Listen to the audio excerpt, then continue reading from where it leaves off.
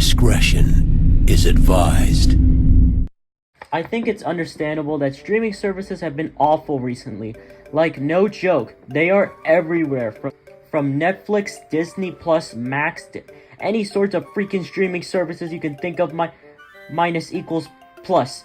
But I'm gonna tell you the story of why streaming services are a thing and what they originally intended, even for those ones like on a downfall, along with Disney Plus or any sort of streaming services plus that you've been losing subscribers. You might be asking yourself, how did this happen? Well, I'm gonna tell you how this happened. Netflix is now promoting mediocre shows and canceling good ones less than a season. And even the ones who consume streaming services don't remember the old days of good original content. And the vast majority of them never got to experience the peakness of good content that was streaming services. Believe it or not, guys, they used to be great. For those who don't know, back in the beginning of the 2000s, the internet was on a rise, where people started to post videos on social media sites like YouTube, Facebook, way before TikTok became a thing. And people started posting memes as the way to express their emotions. Around the same time VHS were becoming obsolete and DVDs were becoming the norm. And people watched their favorite movies and TV shows and even playing their favorite video games on these DVD-like discs. And this was paradise back then. And there was also Blu-rays becoming a thing too. But they were kind of fragile discs. If you weren't careful then they would easily scratch. And people wondered, how were they able to get their favorite movies and TV shows on a profitable streaming services? Well, at the time, Netflix was using DVDs to promote movies and TV shows. And they came up with an innovative idea in 2007 where they put movies and TV shows for viewers for free to watch their favorite media. Other streaming services like Hulu and Prime Video joined in. And this was the beginning of streaming services. One thing that made streaming services superior than television back then was when you had to watch your favorite media without always waiting on a cable. So at this point, people were watching cable, but now since, thanks to the internet, that streaming services was becoming a thing. But people still bought DVDs and Blu-rays. Now don't get me wrong, there's nothing wrong with them. In fact, I encourage people to watch their favorite media on DVDs and Blu-rays. And don't forget about playing video games. They're fun for the most part.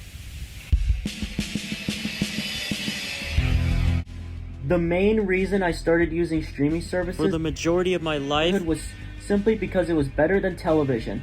I started watching streaming services around the mid-2010s, and then around 2017 I transitioned into watching them daily. And ever since, I've been watched ones like Netflix, Prime Video, and Disney Plus, which back then Hulu was the thing before Disney bought Fox.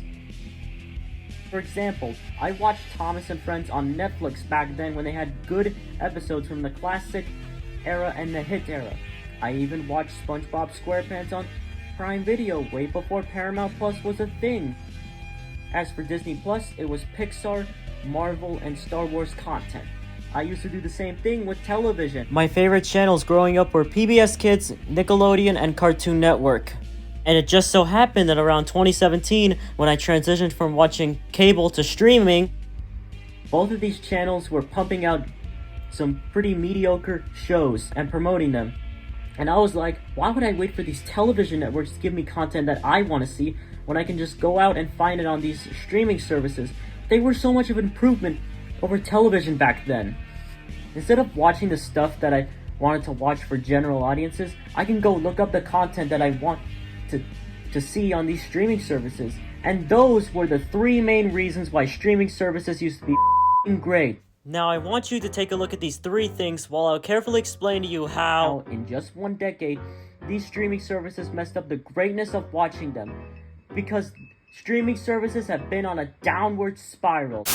Well, it sure is boring being human. I don't like being fat and all over sensitive now. Now it's time for me to be something different. Holy crap, I'm a bear. My name's now Ted. Well, anyways, I kind of like this lifestyle. I'm just gonna go. Bye. This is the end.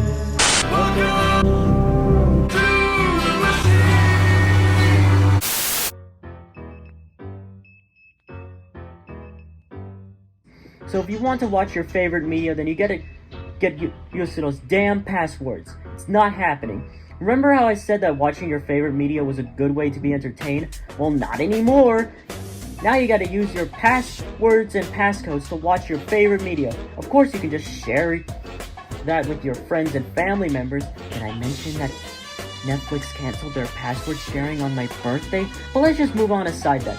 Here's a scenario that you may want to know. Let's just say that I'm a fan of Aqua Teen Hunger Force. It's one of my favorite adult animated shows from Adult Swim, and it explains why I have this weird sense of humor. I remember when I was making a video with my teddy bear, don't ask why, I was trying to watch one of the episodes, but the audio was not on. I literally broke character and got frustrated, and I couldn't watch my favorite Aqua Teens on a Roku device. Now this was on Max that I was trying to watch.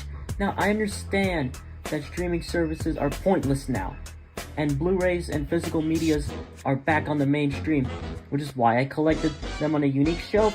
If you look at one of the things I have, you can actually put them on a PlayStation player, or it doesn't matter if it's a PS4 player or PS5 player, or any sort of like disc insert to order and watch your favorite media. And obviously buying them on a profitable disc is way more affordable. If you want to know how the cracks formed around these streaming services, for me at least, it was around 2021 when people protested and riot Netflix over a goddamn Dave Chappelle joke. That now the reason why I'm only mentioning that instead of the cuties incident, because I don't want my video to get demonetized, and two, I like making fun of people who are very sensitive over a goddamn joke. Seriously, what the hell is wrong with you people who go on Twitter X and just complain, and rant all day, and you're gonna make me rant back, and I'll complain even harder until I get a lot of views, because that's the internet for you, and on the internet, people are sensitive. But wait, I'm not done yet. Every single time you try to watch your favorite show, cartoon, or movie on a streaming services, you gotta get used to those damn ads. Now, I understand they are a business, and I have nothing wrong with streaming services. In fact, I encourage it. But when everyone starts a streaming service like a business, there are some elements that are lost in modern content. They just seem so fake and soulless. It's like every celebrity in general, they always have to dumb down their content to the most pandering of general audiences. God, it's disgraceful, disgusting, and despicable. Has there anyone in life who has been asking, gee, I wonder how am I gonna buy that product? If only there was a way I can actually use my money to afford it. Buy this product, buy this product, buy this product, buy this product, buy this product. Oh yeah, I can buy this product. Thanks for reminding me. Oh my god, if I see one more ad spamming my goddamn face, I'm going to descend of a never-before-seen death of my own personal lightning and storm strike. God, enough is enough! Enough is fucking enough! Do you really think people are gonna actually buy your product and subscribe to these streaming services? Why? If people like these streaming services, they'll subscribe. You don't have to remind them every single goddamn day.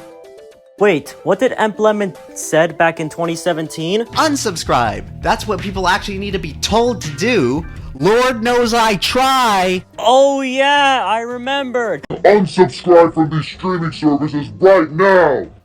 And there's also one thing I forgot to mention. The existence of these streaming services had ruined animation too. As of the time I'm making this video, the South Park creators Matt Stone and Trey Parker are losing against the streaming wars to Max and Paramount over a goddamn streaming right contract that they had.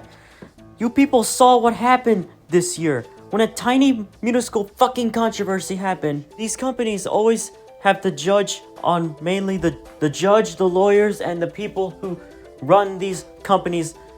Like, to those people who consume streaming services, how does it feel? How does it feel to know that you're consuming videos and content that's made by a corporate boardroom that specifically designs their content for more general audiences.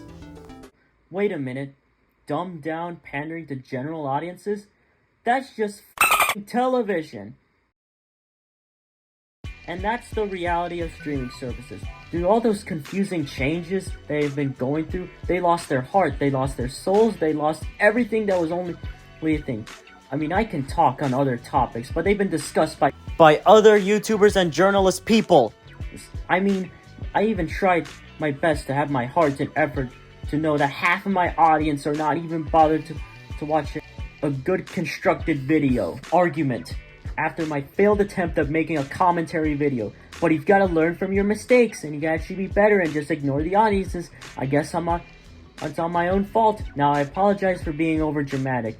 It's just that the people need to learn from this message. Watch your favorite movies and TV shows, or play your favorite video games for fun. You don't have to rely on soulless streaming services that only want your money and not clicked off. I have a message to learn from the stuff that you want to love from hating it. There is no way of hating a new movie or TV show and appreciating the effort and good product. Hollywood is backed by a bunch of media corporations that own some of the stuff you like. As for streaming services, there are like over 40 of them, and the majority of them are producing the same content that you like. And you gotta know the reality. I guess in a nutshell, it's the only way you can actually watch decent media is to use YouTube TV. Now, I'm not like the smartest like Einstein, but I'm pretty sure using a lot of streaming services and like paying and buying for them for life is definitely a bad idea, and I do not encourage people. Well, so that's the end of the video. If you like it, like it. If you dislike it, go away. I don't want to see you. I don't know you, but forget all my tangent. Now, goodbye.